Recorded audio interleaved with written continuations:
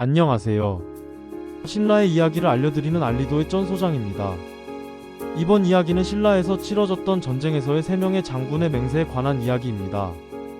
그럼 그 이야기 속으로 고고고. 서기 602년 신라. 3명의 젊은 장군이 천산에 둔 덮인 봉우리 아래 무릎을 꿇었습니다. 그들의 손에는 피 묻은 칼이 쥐어져 있었고 하늘을 향해 맹세를 외쳤죠. 이 목숨 나라를 위해 바치리라. 그러나 그들은 몰랐습니다. 이 맹세가 1400년이 지난 지금까지 전해질 운명이라는 것을. 진평왕 시대 신라의 위기. 7세기 초 진평왕이 다스리던 신라는 사면초가였습니다. 북쪽에서는 고구려가 끊임없이 압박해왔고 서쪽의 백제는 기회만 노리고 있었죠. 신라의 영토는 점점 잠식당했고 백성들은 불안에 떨었습니다. 이때 진평왕은 한 가지 결단을 내립니다. 화랑도를 강화하라. 화랑도. 신라의 젊은 귀족 청년들로 구성된 이 조직은 단순한 군사 집단이 아니었습니다. 그들은 세소고개를 따르며 충성과 용맹 그리고 의리를 목숨보다 중히 여기는 전사들이었죠. 이 화랑도 중에서도 특히 눈에 띄는 3명의 장군이 있었습니다. 귀산. 냉철한 전략가이자 뛰어난 검술의 소유자. 그는 감정을 드러내지 않는 차가운 성격으로 유명했지만 내면에는 나라를 향한 뜨거운 충성심이 숨어 있었습니다. 취향. 대담하고 용맹한 돌격대장. 그의 창술은 전장에서 귀신 같다는 평을 들었고 그 어떤 적도 그의 앞을 막아서지 못했습니다. 문. 3명 중 가장 어렸지만 지혜와 판단력이 뛰어났습니다. 그는 원광법사의 가르침을 가장 깊이 받아들인 제자였죠.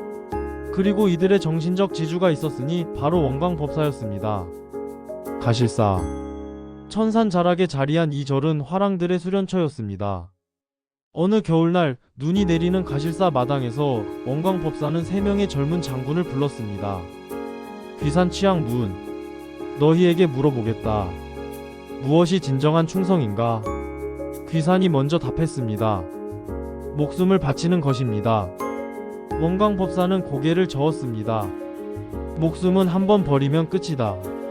진정한 충성은 살아서 나라를 지키는 것이니라. 취향이 물었습니다. 그렇다면 스승님, 우리는 어떻게 해야 합니까? 원광법사는 천천히 눈 내리는 하늘을 바라보며 말했습니다. 세소고개를 기억하라. 사군이충 사친이요 교우이신 임전무태 살생유택. 특히 임전무태를 잊지 말라. 전쟁터에서 물러서지 않는 것, 그것이 너희가 지켜야 할 첫 번째 맹세다. 그리고 얼마 지나지 않아 기회가 왔습니다. 서기 603년 백제군이 신라의 암악성을 공격해왔습니다. 수천 명의 백제 정예군이 성을 포위했고 성 안의 신라군은 불과 500명. 절체절명의 순간이었습니다. 진평왕은 긴급히 귀산 취향 무은 세 장군을 불렀습니다. 병들이 가서 암악성을 구하라. 그곳이 무너지면 신라의 서쪽 방어선이 모두 무너진다. 세 장군은 무릎을 꿇었습니다. 명을 받들겠습니다. 출정 전날 밤 세 사람은 다시 천산에 올랐습니다. 가실사에서 기도를 올리고 달빛 아래 눈 덮인 봉우리 앞에 섰죠. 귀산이 칼을 뽑아 자신의 손바닥을 그었습니다. 피가 흘렀습니다. 이 피로 맹세한다. 적을 물리치거나 이 땅에 뼈를 묻으리라. 취향과 무은도 같은 행동을 했습니다. 세 사람의 피가 눈 위에 떨어졌고 그들은 서로의 손을 맞잡았습니다. 살아서도 함께 죽어서도 함께. 다음날 새벽 세 장군이 이끄는 700명의 결사대가 암악성으로 향했습니다.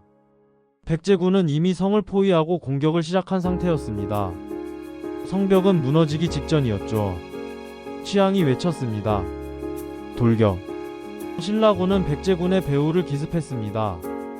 예상치 못한 공격에 백제군은 혼란에 빠졌고 성 안의 신라군도 성문을 열고 나와 협공했습니다. 귀산의 검은 번개처럼 빠르게 적장의 목을 베었고 취향의 창은 적진을 가르며 돌진했습니다. 무은은 냉철하게 부대를 지휘하며 적의 퇴로를 차단했습니다. 전투는 치열했습니다. 피와 살이 튀었고 비명이 끊이지 않았죠. 그러나 그때 백제의 복병이 나타났습니다. 2000명의 정예 기병대가 언덕 너머에서 달려왔고 신라군은 순식간에 포위당했습니다. 무은이 외쳤습니다. 이대로는 전멸입니다. 귀산은 차갑게 말했습니다. 물러서지 않는다. 원광법사님의 가르침을 잊었는가? 임전무태다. 취향이 웃으며 말했습니다. 천산에서의 맹세를 잊었나? 죽어서도 함께라고 했잖아. 새 장군은 다시 한번 칼을 들었습니다. 해가 저물 무렵 전투는 끝났습니다. 백제군은 막대한 피해를 입고 퇴각했고 암학성은 지켜졌습니다. 그러나 신라군도 큰 희생을 치렀습니다. 700명 중 300명이 전사했고 세 장군 모두 중상을 입었습니다. 특히 무은의 상태가 심각했습니다.